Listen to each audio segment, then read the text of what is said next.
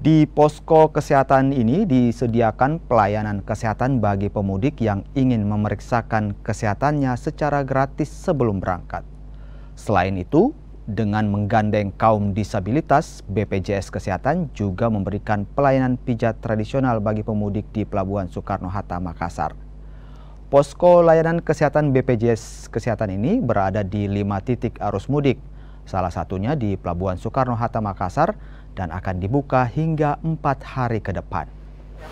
Secara prinsip untuk hal-hal yang esensial tetap ada ya seperti yang tahun lalu ya, untuk konsultasi kesehatan, pemeriksaan, kemudian mungkin hal-hal untuk relaksasi gitu ya, karena pemudik itu rata-rata yang pemudik seperti ini yang lewat kapal laut kan mereka mungkin agak lama di laut dan mereka agak kelelahan gitu ya, jadi mereka butuh rileks di tempat-tempat yang nyaman, ada pijat, relaksasi dan seperti itu. Kalau butuh untuk pengobatan sederhana atau untuk kalau sesuatu lebih dari itu bisa dirujuk juga ke fasilitas kesehatan terdekat.